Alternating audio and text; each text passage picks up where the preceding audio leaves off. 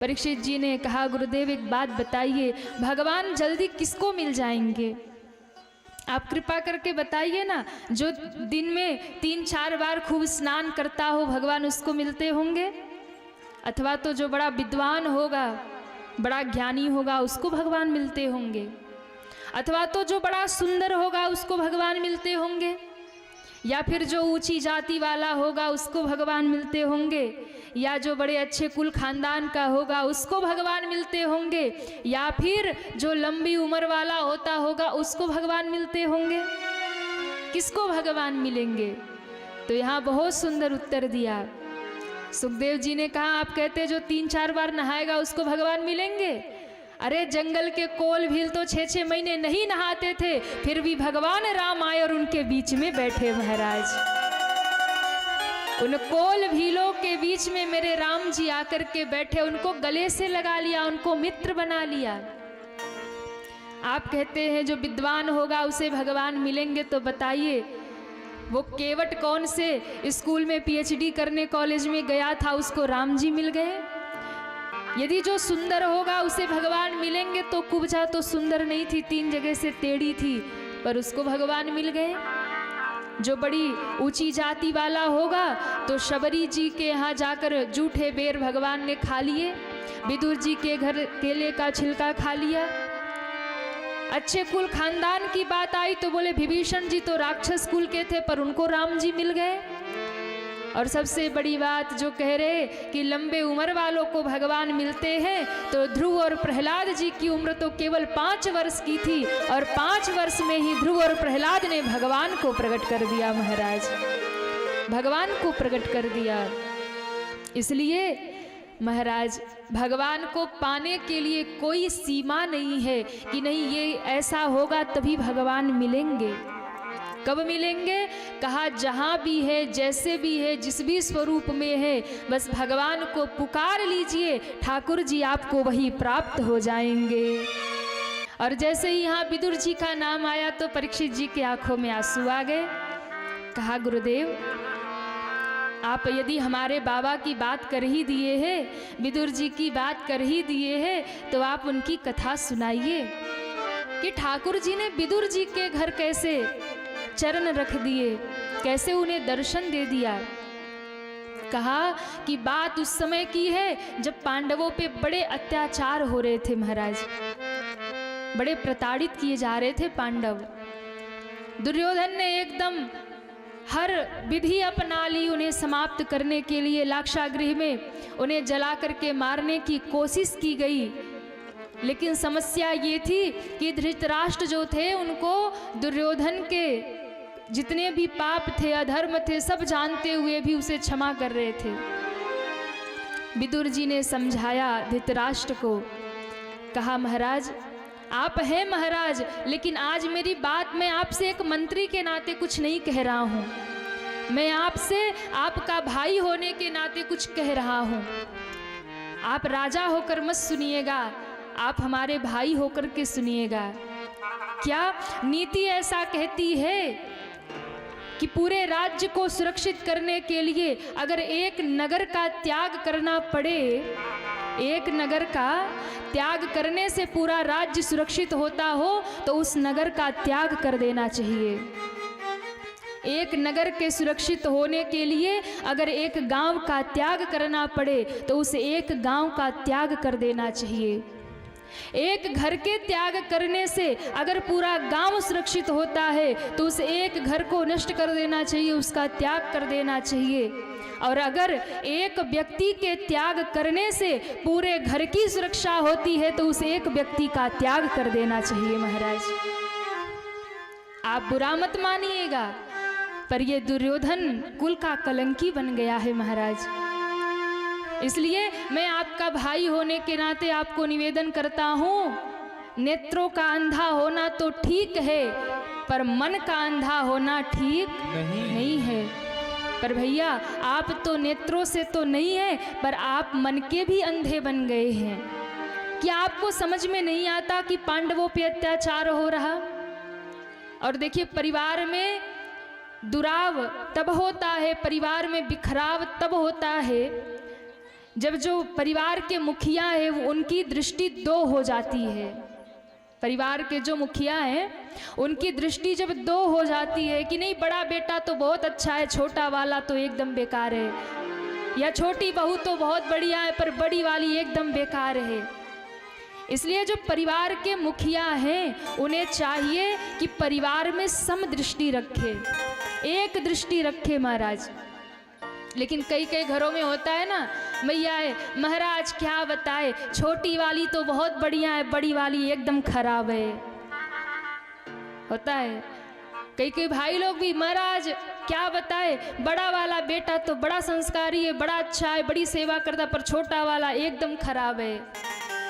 ध्यान रखिएगा, परिवार में जो भी जुड़े हैं यदि कोई बन रहा है या बिगड़ रहा है, ये मुखिया की जिम्मेदारी है कि सबको सम रखे और सबको संभाल करके रखे।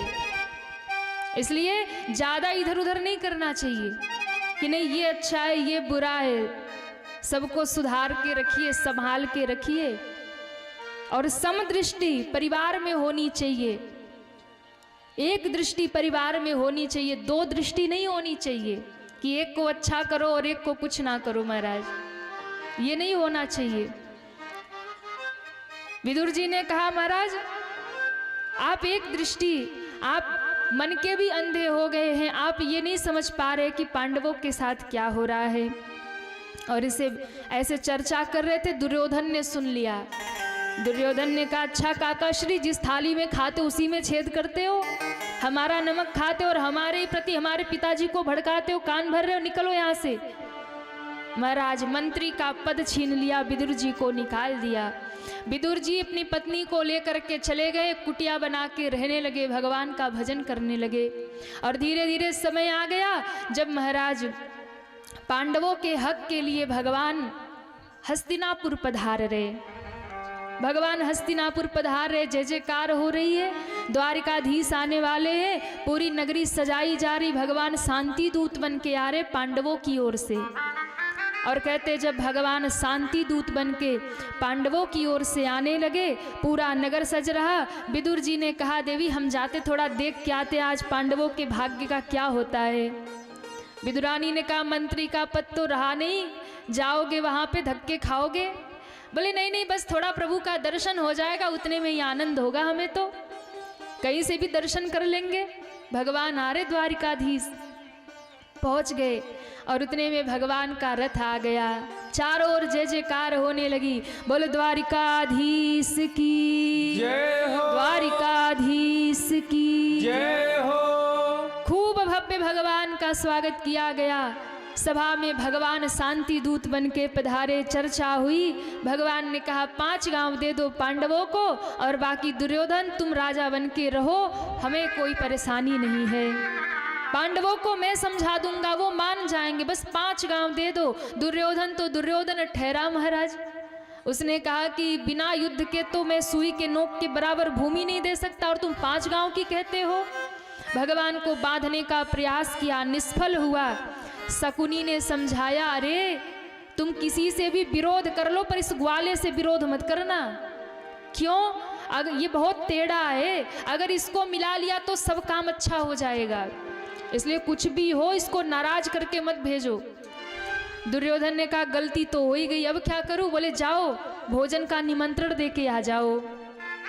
दुर्योधन आ गया और कहता है महाराज चलो, ये राजकाज की बातें होती रहेंगी, बंटवारे बाद में करेंगे, पहले आप चलो, हम 56 भोग लगा के आपका इंतजार कर रहे, भोजन कर लो। ठाकुर जी तो ठाकुर जी ठहरे। भगवान ने कहा हम ऐसे थोड़े भोजन कर लेते हैं। क्यों? अरे दुर्योधन हम तुम्हारे भोजन के भूखे नहीं हैं, अरे भाव का भूखा हूँ मैं, भाव ही तो सार है, और भाव से जो भजल प्राणी तो भाव से बेढ़ा पार है। आप 56 भोग लगाइए भगवान को, आपके पदार्थ की आवश्यकता नहीं है। अगर भाव नहीं है, अभिमान से लगा रहे हो ठाकुर हम इतने भोग लगा रहे, भगवान नहीं स्वीकारेंगे। पर हाँ यदि भाव से एक तुलसी का पत्ता भी आप समर्पित कर देंगे तो ठाकुर जी प्रसन्न होकर उसे स्वीकार करेंगे और संतुष्ट हो जाएंगे। भगवान ने कहा दुर्योधन देखो, भोजन तो दो स्थिति में होता है, या तो खिलाने वाले को बड़ा भाव हो या तो खाने वाले को भूख लगी हो, पर यहाँ दोनों ही नहीं है। क्यों? तुम्हारे भोजन की मुझे भूख नहीं है और तुम्हें खिलाने का भाव नहीं है, इसलिए मेरा भोजन तो आज विदुर जी के घर होगा। विदुर जी के कानों में आवाज पड़ गई, भगवान ने थोड़े जोर से चिल्ला के कहा कि आज तो मेरा भोजन विदुर जी के घर निमंत्रण है। विदुर जी सोचने लगे, ना इनसे मिले ना तो इनसे मुलाकात, हमने निमंत्रण कब दे दिया इनको, अपने तो खाने का ठिकाना है नहीं, घर से निकाले गए राज्य से, और ये कहते विदुर जी के घर भोजन करेंगे। पर भगवान ने तो भरी सभा में कह दिया। अब विदुर जी घबराए कि भगवान आने वाले, अब क्या होता है वो बाद में जानेंगे, पहले घर पे चल के व्यवस्था करे। विदुर जी दौड़े दौड़े आए और विदुरानी को आवाज लगाते, अरे आते, खाने पीने का कुछ सामान लेके आते। विदुर जी भागे बाजार में और विदुरानी लग गई घर की सफाई में। क्यों? ठाकुर जी आ रहे, भगवान आ रहे। और विदुरानी आज भगवान को याद कर रही है, भगवान को पुकार रही है कि प्रभु पधार जाइए। विदुरानी पूरे घर को साफ सुथरा करती है और महाराज कदली के खम्भ सजाए, तोरण सजाए, सुंदर व्यवस्था, भगवान आएंगे तो यहाँ बिठाऊंगी, भगवान आएंगे तो ये खिलाऊंगी, सब व्यवस्था कर रही और मन ही मन गाते जा रही है।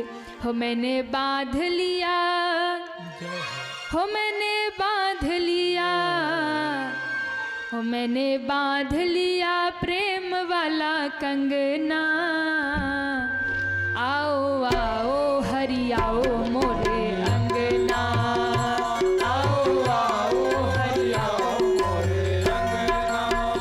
हो मैंने बांध लिया, हो मैंने बांध लिया, मैंने बांध लिया प्रेम वाला कंगना, आओ आओ हरि आओ मोरे अंगना, आओ आओ हरि आओ मोरे अंगना। कितने लोग चाहते ठाकुर जी हमारे आंगन में आ जाए? दोनों हाथ ऊपर करिए और तालियां बजाते हुए हे हरि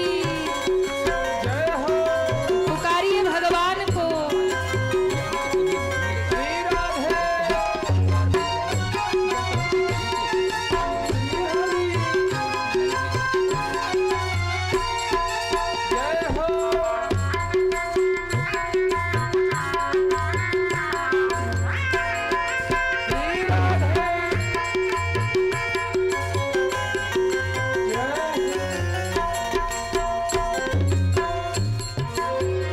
मेरा मन पापी पाप करना ही छोड़ दे, मेरा मन पापी पाप करना ही छोड़ दे, दुनिया से नाता तोड़ तेरे संग जोड़ दे, दुनिया से नाता तोड़ तेरे संग जोड़ दे।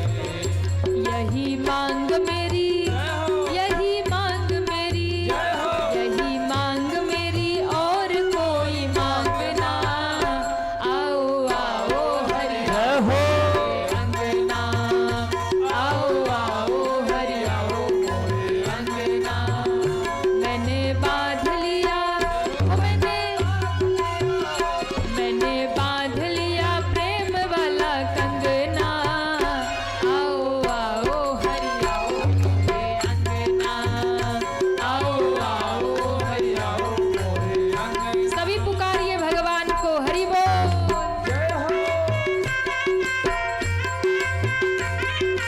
श्री हरि श्री राधे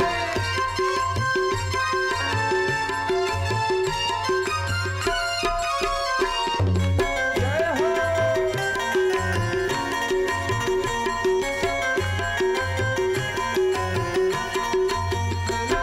और भगवान से प्रार्थना करिए, क्या?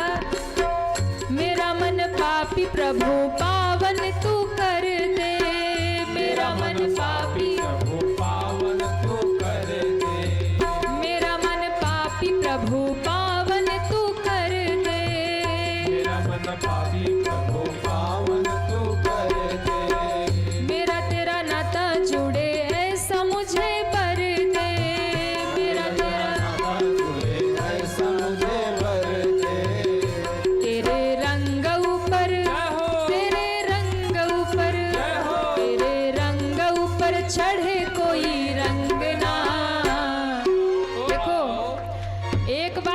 भक्ति का रंग जिसके ऊपर चढ़ गया ना, फिर दुनिया का रंग उसके ऊपर चढ़ने वाला नहीं है। सूरदास काली कामर पे चढ़े न दूजो रंग।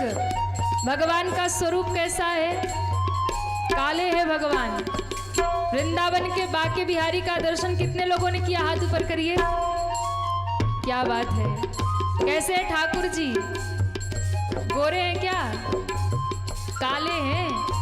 और देखो दुनिया का जितना भी रंग है ना, हर रंग के ऊपर दूसरा रंग चढ़ सकता है, लेकिन काले रंग के ऊपर कोई रंग चढ़ने वाला नहीं है। लेकिन हाँ, काला रंग के ऊपर कोई भी रंग चढ़ाएंगे, किसी भी रंग पे काला रंग लगाएंगे वो काला ही हो जाएगा। नीले पे काला लगा देंगे तो नीला काला हो जाएगा। लाल पे काला लगाएंगे तो लाल काला हो जाएगा। मानो ठाकुर जी कह रहे क्या, जब तक मेरे भक्ति का रंग नहीं चढ़ा तब तक दुनिया का रंग लगेगा, लेकिन एक बार भक्ति का रंग चढ़ गया तो दुनिया का रंग फीका हो जाएगा। इसलिए उठाइए दोनों हाथों को और सभी तालियां बजाते हुए जय हो। श्री राधे।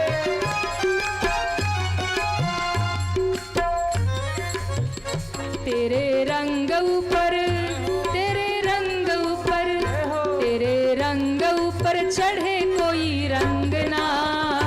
आओ आओ हरि आओ जय हो। आओ आओ हरि आओ मोरे अंगना। मैंने बांध लिया, हो मैंने बांध लिया, मैंने बांध लिया, मैंने बांध लिया प्रेम वाला कंगना। आओ आओ हरि आओ मोरे अंगना, आओ आओ हरि आओ मोरे। सभी तालियां बजाते हुए हरि बोल। जय हो।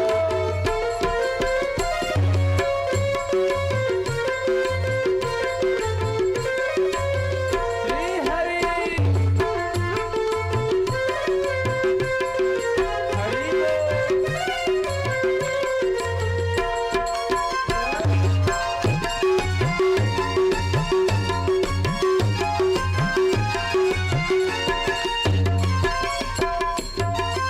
और अंत में भक्त कहता है, प्रभु ऐ मेरे श्याम प्रभु तेरा गुण गाऊं, ऐ मेरे श्याम प्रभु, तेरा गुण गाऊं। ऐ मेरे श्याम प्रभु तेरा गुण गाऊं, मेरे श्याम प्रभु तेरा गुण गाऊं। तेरा गुण गाऊं प्रभु तुमको रिझाऊं, तेरा गुण गाऊं प्रभु तुमको रिझाऊं। तेरे सिवा मेरे, तेरे सिवा मेरे। ऐसे नहीं, सभी दोनों हाथ ऊपर करिए पीछे तक, पूरे पूरे दोनों हाथ ऊपर और तालियां बजाते हुए। तेरे सिवा मेरे, तेरे सिवा मेरे, तेरे सिवा मेरे और कोई संग ना। आओ आओ हरि जय हो। अंगना, आओ आओ हरि आओ मोरे अंगना।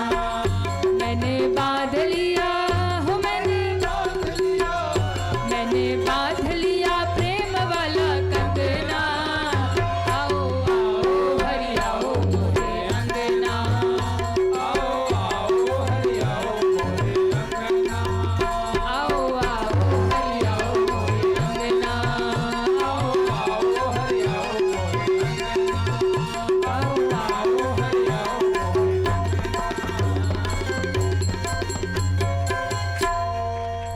हो मैंने बांध लिया, कि मैंने बांध लिया, हो मैंने बांध लिया प्रेम वाला कंगना। आओ आओ हरि आओ मोरे अंगना। विदुरानी गा रही है, हे हरि हे प्रभु आ जाइए, पधार जाइए। और देखिए भाव से जब पुकारा जाता है तो भगवान आ जाते हैं। क्यों? यदि भाव नहीं है तो भगवान नहीं आएंगे।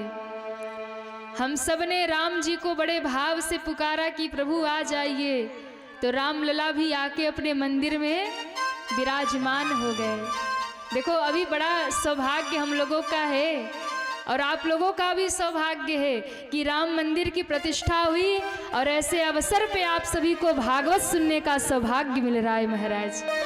हाँ, अभी हम लोग 22 जनवरी का उत्सव चल रहा था हम लोग मुंबई में और बहुत जम के 9 दिन तक राम कथा हम लोग गाए, वहाँ 9 दिन तक उत्सव हम लोग मनाए और 9 दिन तक वहाँ कथा में बस एक ही धुन चलता था, क्या मेरी कुटिया के भाग आज, अरे जाग जाएंगे राम आएंगे।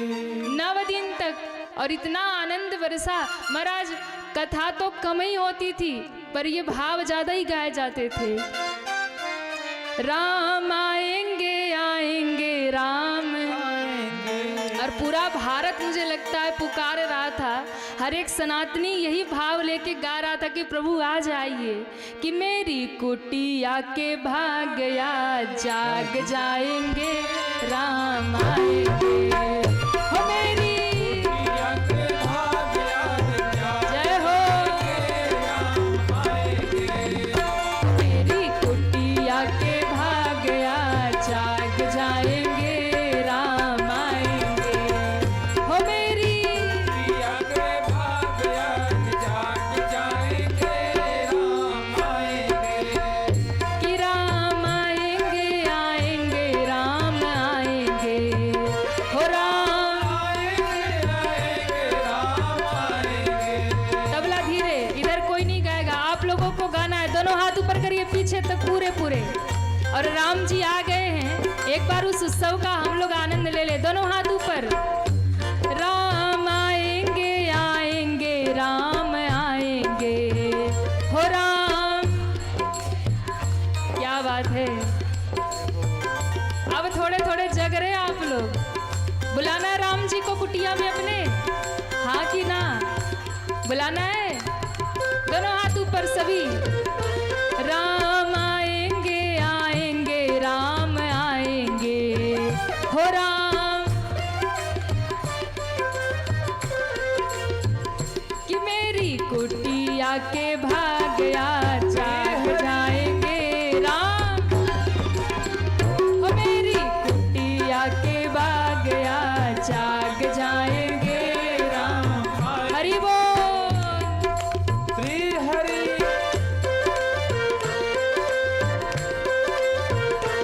बोल अयोध्या नाथ की, रामलला सरकार की, अयोध्या धाम की।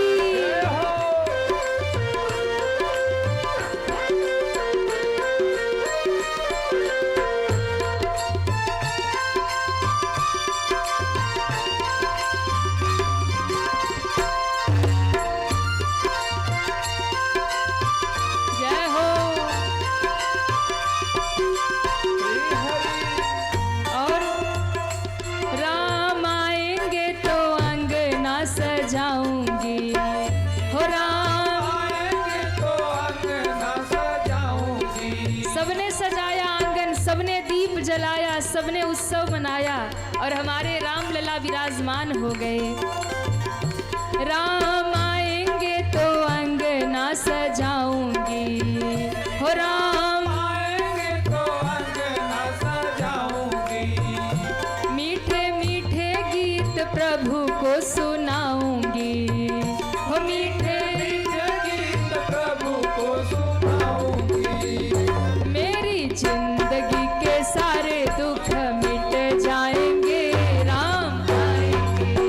हो मेरी जिंदगी के सारे दुख, जाएंगे, राम आएंगे। मेरी कुटिया के भाग आज जाग जाएंगे राम आएंगे।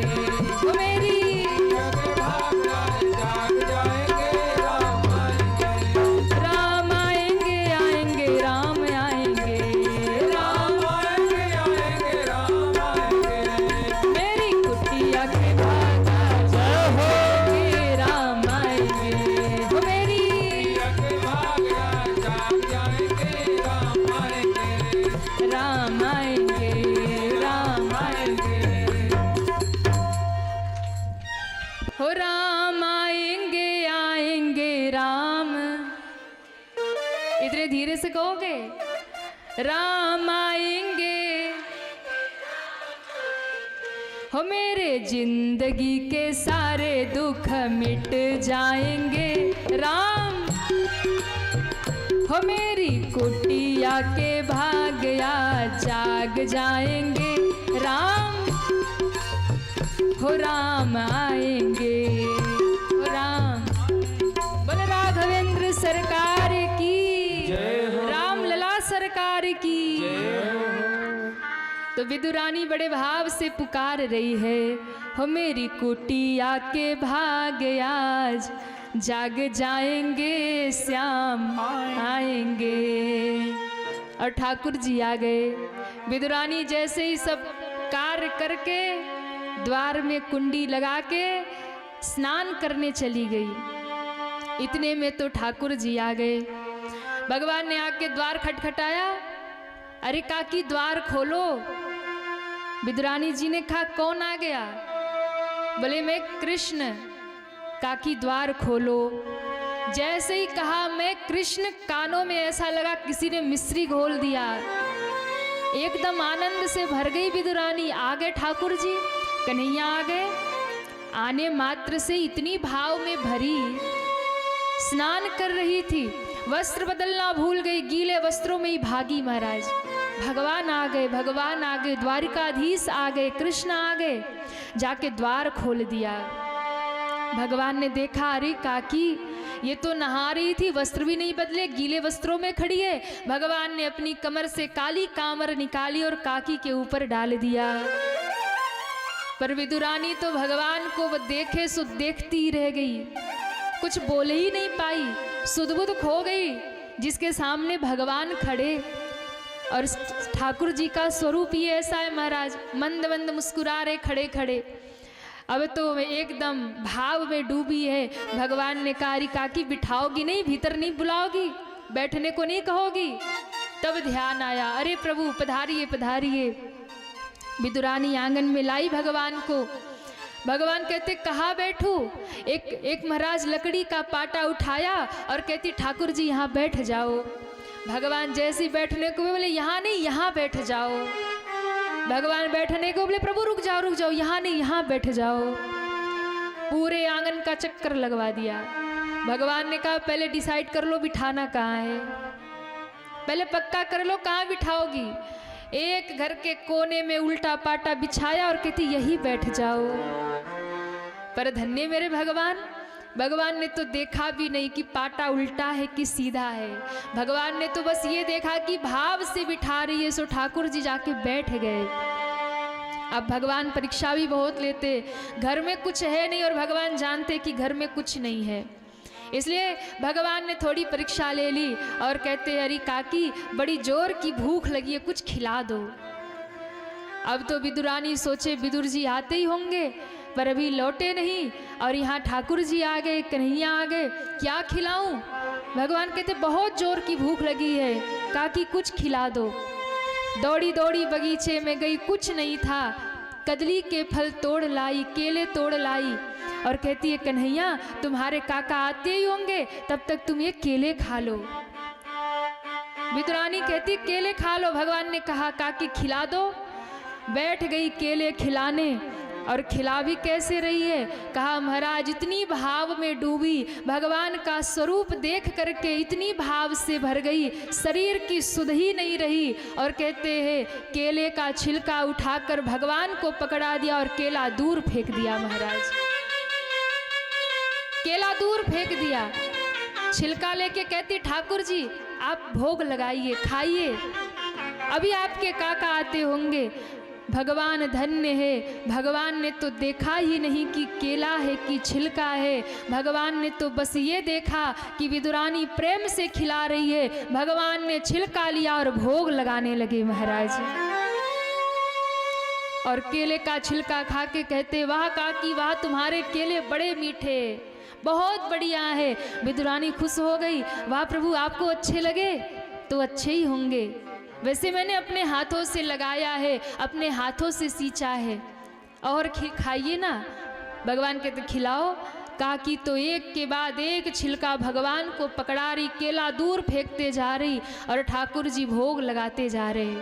केले का छिलका खाते जा रहे, दर्जनों खा गए महाराज।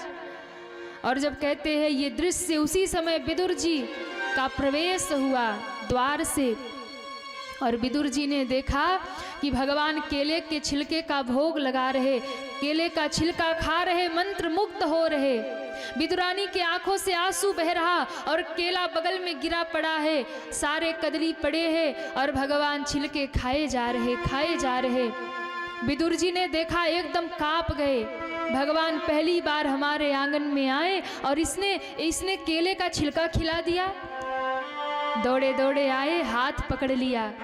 अरे देवी क्या करती हो, तुम्हें कुछ ध्यान है, कुछ होश है, क्या कर रही हो? बोले क्या कर रही हो? कन्हैया को केले खिला रही हो। कहा केले नहीं खिला रही हो, केले तो इधर पड़े, तुम छिलके खिला रही हो। अब ध्यान आया, विदुरानी रोने लगी, प्रभु क्षमा करिए, मैं तो भाव में भूल गई कि मैं केला खिला रही हूँ कि छिलका खिला रही हूँ। तुरंत थैले में से माखन मिश्री निकाला, लड्डू पेड़े निकाले विदुर जी ने और कहा प्रभु आप 56 भोग लगाते हैं, केले का छिलका खाया तो आपका मुख कड़वा हो गया होगा, प्रभु आप ये माखन मिश्री खाइए, आप ये मिष्ठान खाइए, आपका मुख अच्छा हो जाएगा। भगवान ने वो भी खा लिया, पर अब मेरे भगवान के आंखों में आंसू थे। ठाकुर जी ने कहा काका एक बात कहूँ, बुरा मत मानिएगा। हाँ कन्हैया कहो। काका आपने जो मिष्ठान खिलाया ना बहुत अच्छा था, आपने जो माखन मिश्री खिलाया ये भी बहुत अच्छा था, लेकिन मैं कहूँ जो स्वाद मुझे काकी के उस छिलके में आ रहा था वो स्वाद आपके इस मिष्ठान में नहीं है, वो स्वाद मुझे आपके इस माखन मिश्री में नहीं है। वो अद्भुत स्वाद था, वो अद्भुत आनंद था, क्योंकि उसमें प्रेम भरा था, उसमें भाव भरा था। इसलिए महाराज भगवान के सामने आपके पास सामर्थ्य नहीं है कि आप बहुत कुछ भोग लगाइए, तो कोई आवश्यकता नहीं है। आपके पास कुछ नहीं है ना, आप प्रेम से अगर एक तुलसी का दल उठाकर भगवान को दे देंगे और आंखों में आंसू भर लेंगे भाव से कि प्रभु मेरे पास कुछ नहीं है, अगर ये रूखी सूखी है आप स्वीकार करो, तो ध्यान रखिएगा आपका 56 भोग भी अगर भाव नहीं है तो बेकार है, पर भाव से एक तुलसी का पत्ता भी दे दिया तो भगवान उसे ही लेकर संतुष्ट हो जाएंगे, भगवान उसका ही भोग लगाएंगे, क्योंकि भगवान भाव के भूखे हैं। शबरी का जूठा बेर भगवान ने खाया ना, तो ये नहीं देखा कि जूठा है कि कैसा है, बस खा लिया और खा के कहते हैं शबरी को कि वाह माँ तेरे इस बेर में मुझे लगता है माँ कौशल्या के 56 भोग याद आ रहे, ऐसा स्वाद इन तेरे बेरों में भरा है। दुर्योधन की मेवा मिश्री भगवान ने त्याग दिया और विदुर जी के घर आकर के साग खा लिया। क्यों? भगवान कहते हैं सबसे ऊंची प्रेम सगाई, प्रेम से जो भी मुझे प्रदान कर देता है भक्त मैं उसे स्वीकार कर लेता हूँ। इसलिए भगवान के पास कुछ लेकर जाइए या मत जाइए, पर प्रेम लेकर के जरूर जाइए। क्यों? सबसे ऊंची प्रेम सगाई। विचार करिएगा, हम भगवान को प्रेम देते हैं कि संसार की वस्तुएं देते हैं? हम भगवान के पास सब कुछ लेकर जाते हैं पर प्रेम लेकर के नहीं जाते हैं। और शास्त्र कहता है राम ही केवल प्रेम प्यारा। संसार में हम प्रेम दिखाते हैं, संसार से प्रेम करते हैं और भगवान से व्यवहार करते हैं, पर जिस दिन आप संसार से व्यवहार करने लगेंगे और भगवान से प्रेम करने लगेंगे उसी दिन भगवान आप पर रीझ जाएंगे और आपको प्राप्त हो जाएंगे। सबसे ऊंची प्रेम सगाई, सबसे ऊंची प्रेम सगाई, सबसे ऊंची प्रेम सगाई, सबसे ऊंची प्रेम सगाई, सबसे ऊंची प्रेम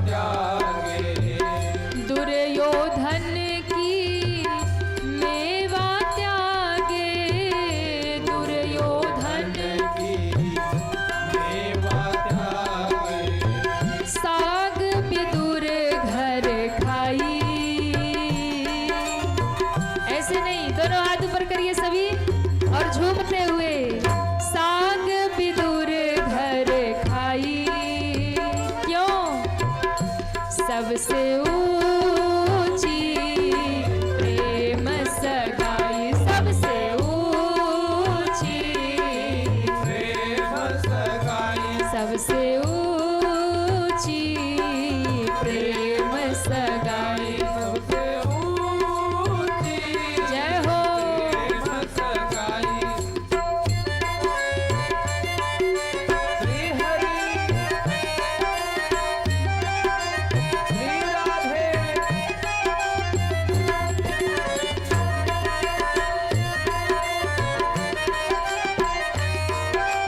जय हो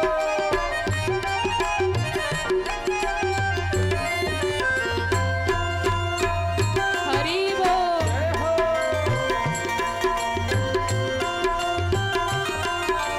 श्री राधे झूठे फल सब री के खाए, झूठे फल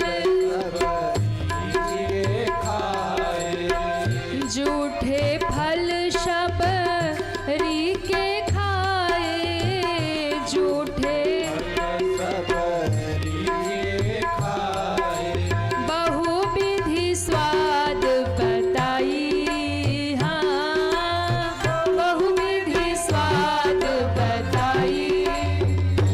सबसे ऊंची प्रेम सगाई, सबसे प्रेम सगाई, सबसे। जय हो। प्रेम सगाई। सभी तालियां बजाते हुए हरि बोल।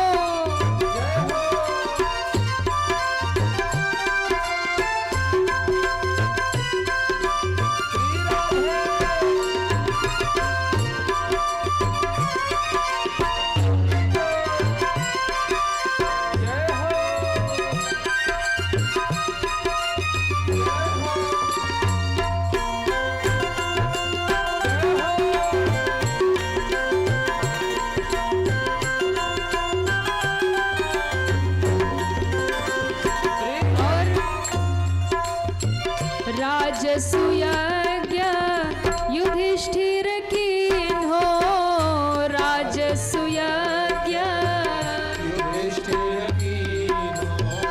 राजसूयज्ञ युधिष्ठिर कीन्हो, राजसू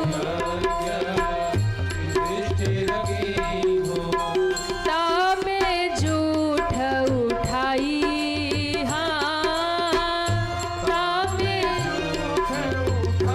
सबसे ऊंची प्रेम सगाई, सबसे।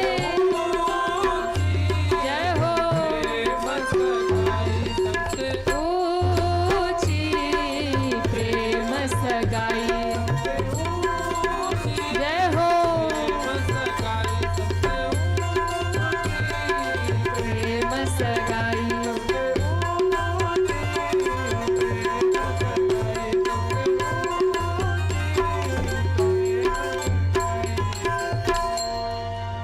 कि सबसे ऊंची प्रेम सगाई।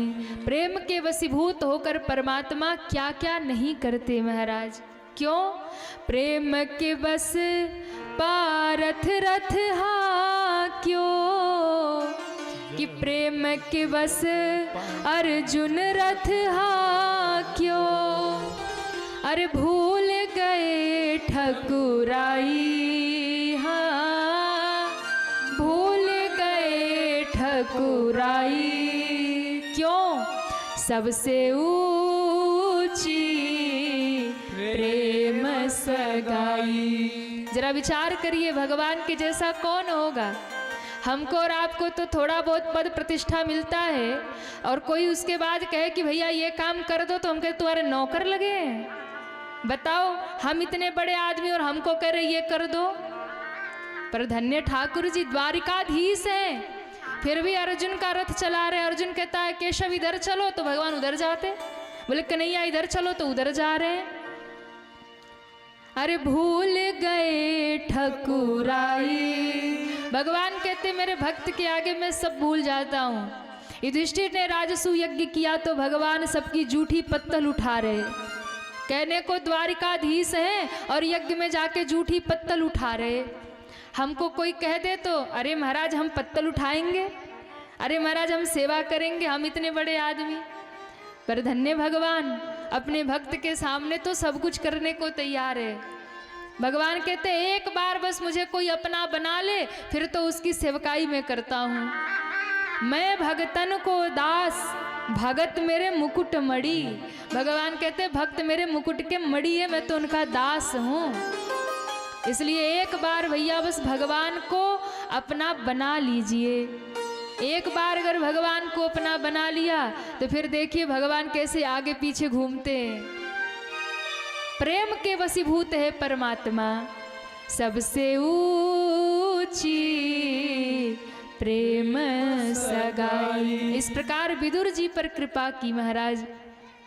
और जब विदुर जी पर कृपा किया है, और देखो भगवान ने यदि साग रोटी खा ली, विदुर जी के घर केले का छिलका खा लिया, तो भगवान अपने मन में यही सोचते हैं अंत समय जाते जाते धरती से कि सबका ऋण मैंने चुकाया है, पर मैंने आज तक विदुर जी का ऋण नहीं चुकाया। जब उद्धव जी को और मैत्रेय ऋषि को अंतिम उपदेश किया तो भगवान कहते हैं मैत्रेय ऋषि को, उद्धव जी को कि जब विदुर जी मिले तो उनसे कहिएगा कि उनकी उधारी रह गई, हम उनका ऋण नहीं चुका पाए। ऐसे भगवान कहाँ मिलेंगे महाराज।